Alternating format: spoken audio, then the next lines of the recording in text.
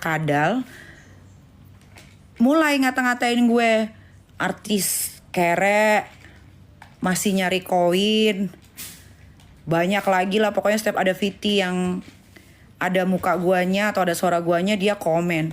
Ya gue nggak terima lah, karena kan gue tidak menghina, kecuali gue katain dia kayak Anggun, karena dia udah ngatain gue duluan kan. Jadi gue balik ngatain dia. Kalau gue awalnya ngomong gini, emang si Anggun manusia siluman setengah kadal itu prestasinya apa? Kan gue tidak bilang begitu.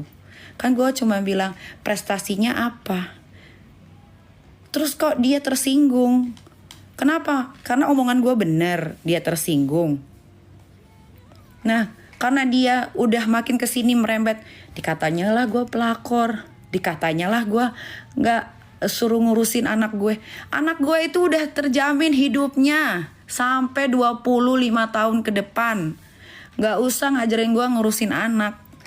Ya, mulailah gue gemes.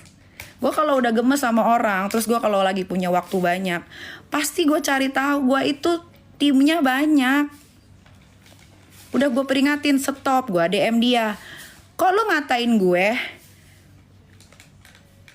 Terus di blok sama dia. Ya udah, mulai tuh dia kayak, oh gue nggak takut.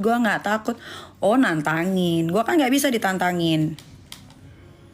Gue nggak bisa. Akhirnya hanya butuh waktu 2 hari aja sih untuk cari tahu siapa dia, bagaimana kehidupannya, apa yang dia kerjakan. Cuman butuh waktu 2 hari, akhirnya gue dapet semua. Ya kan, dapat semua. Karena kalau gue udah menyebarkan sesuatu, gue tidak mau menyebarkan sesuatu yang jatuhnya adalah fitnah. Tidak mau gue. Tidak mau. Ya, gue gak mau.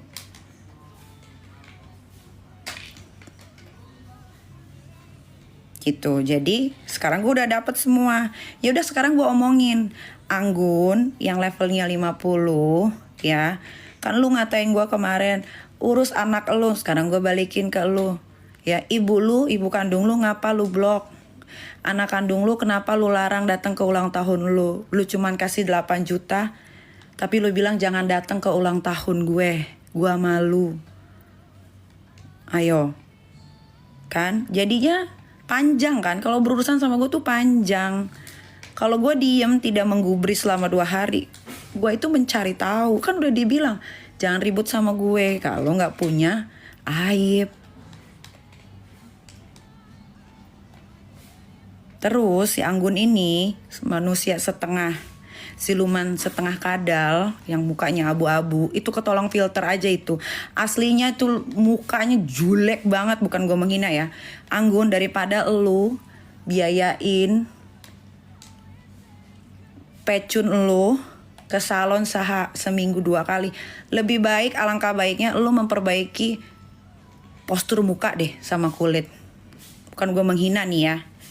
Daripada lu biayain itu lonte-lonte lu itu seminggu 2 kali perawatan, mending lu perawatan untuk diri sendiri, Anggun. Ya, setidaknya lu kan ada modal bikin bagus lah mukanya, kulitnya. Jangan sampai abu-abu begitu banget kayak kerak, sumpah. Ya.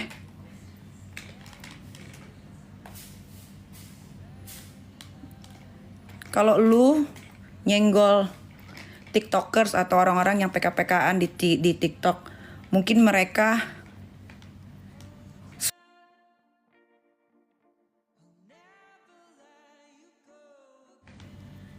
sulit untuk melawan lo. Tapi lu senggolnya senggol gue. Jangan disenggol gue. Gue kan cuma bertanya, prestasinya di mana? Kok lu jadi nggak takut sambil gigit-gigit kabel lu yang bojigong itu? Nggak takut gue, pelakor, urus tuh anak lu.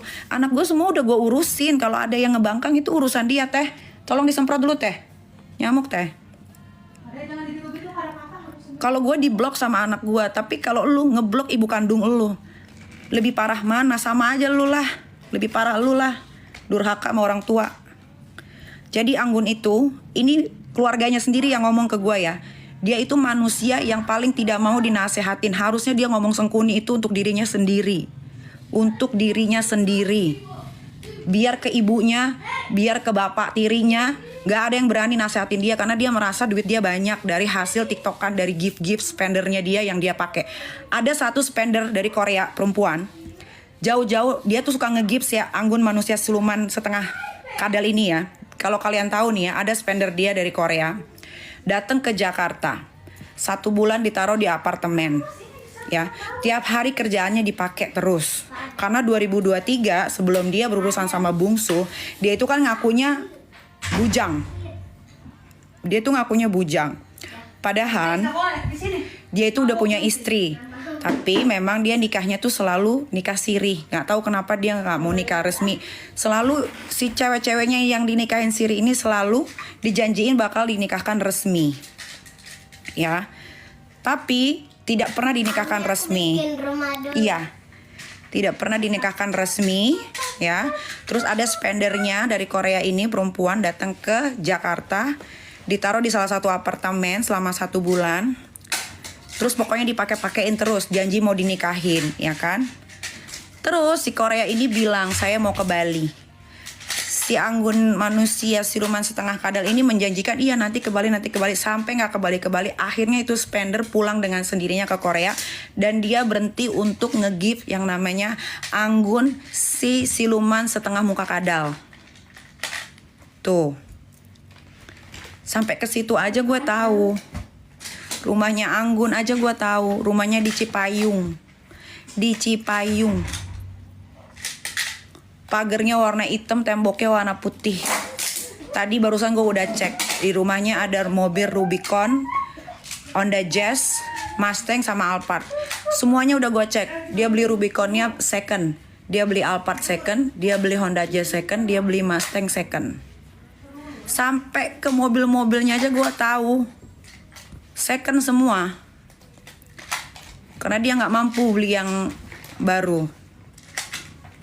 Sudah, ya. Itu sudah. Habis itu, dia punya istri yang dinikahkan siri juga namanya Uni.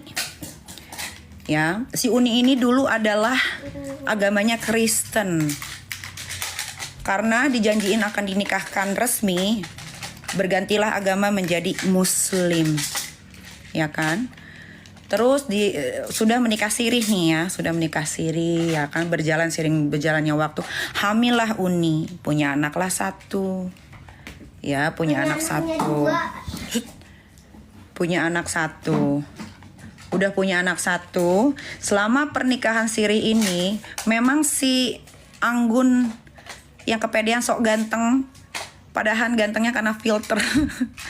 Padahal aslinya kalau kalian lihat, gue pernah lihat aslinya karena waktu gue punya program namanya Nikita Kepo, dia pernah diundang. Dulu kan dia hobinya makan cabe kan, cabe rawit yang sama batang-batangnya dimakan.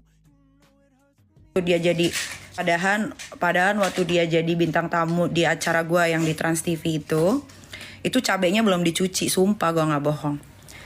Baru ditaruh di meja, belum dicuci, terus sama dia udah nggak apa-apa katanya.